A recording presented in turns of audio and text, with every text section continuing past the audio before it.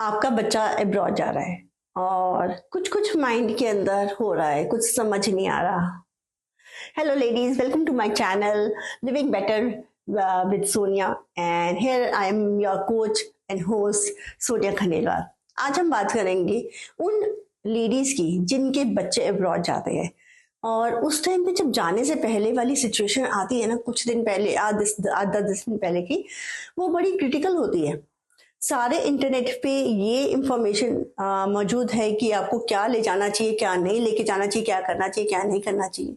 But क्या ये information है, अवेलेबल है कि एक लेडी को वो क्या फील करती है, उसको इस सिचुएशन से कैसे निकलना चाहिए और वो क्या क्या फील करती है। चलो आज हम आपके लेवल पे ही आके बात करते हैं। हेलो लेडीज, आपका जब बच्चा अब्रॉड जाने वाला होता है, 10 दिन बचे हैं, 5 दिन बचे हैं, कुछ माइंड के अंदर थॉट्स चल रहे होते हैं, नेगेटिव पॉजिटिव चल रहे होते हैं, हार्ट के अंदर भी कुछ हैवीनेस होती है, बहुत अनईजी सा फील होता है, स्टमक के अंदर भी बॉबलिंग बॉबलिंग हो रहा था, कुछ है, टीयर्स आंख के अंदर होते हैं, यहाँ तक है पर वो निकल नहीं पा रहे, लेकिन कुछ हो रहा है। तो इस सिचुएशन को कैसे डील किया जाए, तो आज हम इसी के ऊपर डिस्कस करेंगे। तो सबसे पहले तो आप ये सोचिए कि ये जो सिचुएशन से आप जूझ रही हैं ये क्वाइट नॉर्मल है, ये कोई अनकॉमन नहीं है। सबके बच्चे अब्रॉड जाते हैं, सब लेडीज ये चीजें फेस करती हैं। वाई लेडीज, क्योंकि 90% टाइम हस्बैंड बाहर रहते हैं और एक लेडी ही है जो अपने बच्चे को पाल पोस कर बड़ा करती है और उसके साथ बहुत अटैच होती है। उसके सारे काम एक लेडी, एक मदर वो ही करती है अपने बच्चे को, और बच्चा भी अपने माँ से, माँ बच्चे से इतना अटैच होते हैं जो कि शायद इस चीज की ग्रेविटी कोई नहीं समझ सकता। अब ये स्टेज आती है जब बच्चा अपने पर निकाल के उड़ने को तैयार होता है।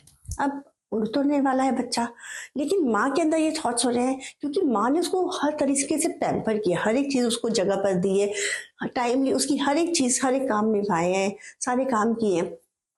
क्या मेरा बच्चा बाहर जाके उसको कोई प्रॉब्लम तो नहीं आएगी? कौन होगा उसके साथ? अगर उसको कुछ प्रॉब्लम आई तो वो किससे बात करेगा? तो ऐसे अनगिनत थॉट्स होते हैं जो बच्चे के माइंड में चल रहे होते हैं। तो उस चक्कर में, क्योंकि हम लोग एक चीज सोच रहे होते हैं, तो ये जो हमारी बॉडी है ना, वो एक ही इंटरकनेक्टेड है। आप ये कर रहे हो क्योंकि दिल से माँ जुड़ी हुई है बच्चे से। हाथ पे भी एक्सक्यूज मी, हाथ पे भी हैवीनेस फील होती है, स्टमक के अंदर बॉबलिंग बॉबलिंग हो रहा है और टीयर्स आने को यहाँ तक है, लेकिन रो नहीं पा रहे। इस सिचुएशन में सबसे पहले तो आप एक काम कर सकते हैं, अपने जो क्लोजेस्ट हैं, आप अपने हस्बैंड जो की सबसे क्लोजेस्ट हैं, आप उनसे ये बात डिस्कस कीजिए। लेकिन डिस्कस आपने किस वक्त करना है? जिस वक्त आपका बच्चा आपकी बातें ना सुन रहा हो। बेड टाइम भी डिस्कस कीजिए, बच्चा घर पे ना है उस टाइम पे डिस्कस कीजिए। और अगर रोने का मन करे तो रो भी लीजिए, दैट्स क्वाइट नॉर्मल। आप आराम से रो लीजिए, खुल्लम खुल्ला रोइए। उससे क्या होगा कि आप थोड़ी सी हल्की हो जाएंगे। हस्बैंड के पास टाइम नहीं है या हस्बैंड नहीं समझ पा रहे, अपने किसी फ्रेंड से बात कीजिए।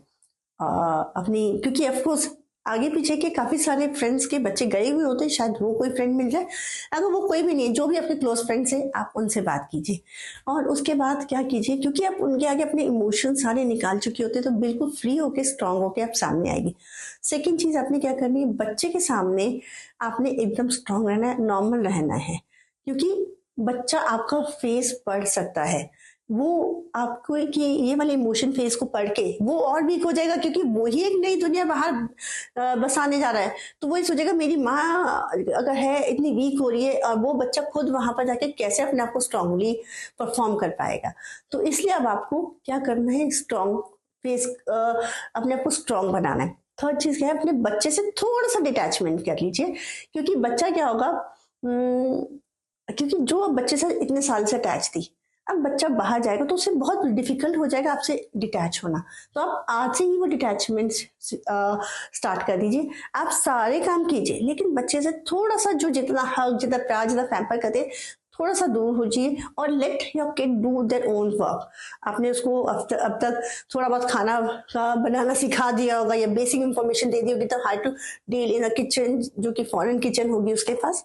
तो थोड़ा सा डिटैचमेंट कीजिए और उसके पास थोड़ा सा कम चाहिए, तो धीरे धीरे उस बच्चे को भी आपके बिना रहने की आदत हो चुकी होगी।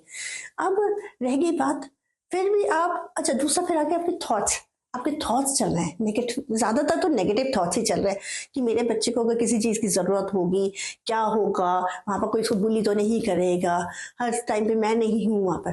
तो आपको क्या करना है, ये याद रखना है कि आप एक शादी होके आई है ना इस घर में, आपने सारी रिस्पॉन्सिबिलिटी, आपकी गोद में बच्चा भी आया, इन लॉस की रिस्पॉन्सिबिलिटी, हस्बैंड की रिस्पॉन्सिबिलिटी आपने अकेले की है ना।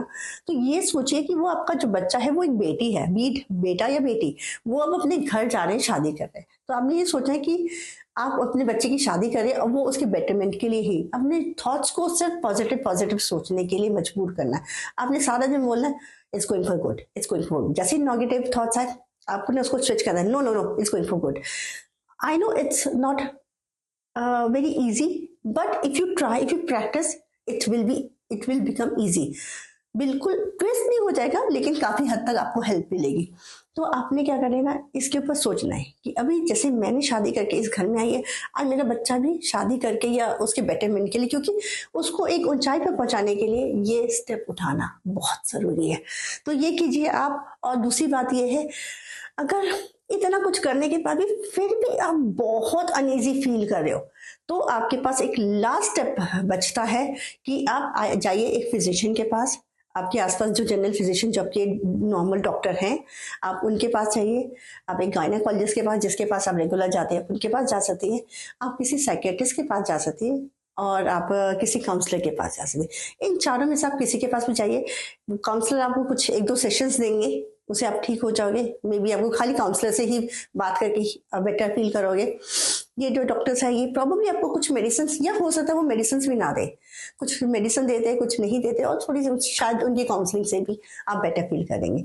सो ये सारी चीजें करने के बाद आई एम श्योर आप एक स्ट्रांग वुमन बन के बाहर आएंगे, क्योंकि आप एक माँ है, और माँ को कहते हैं शक्ति, और माँ जैसी शक्ति आपको पता है पूरे ब्रह्मांड में कोई और नहीं है। तो आप इस चीज से बहुत स्ट्रांगली, बहुत जल्दी बाहर निकल के आएंगी। तो होप आपको मेरी बात समझ आई होगी। अगर आपको फिर भी कुछ डाउट है तो आप कमेंट में यस कीजिए, मैं आपके साथ जरूर कनेक्ट करूंगी। And for more such videos, do like, share and subscribe my channel. चाओ चाओ।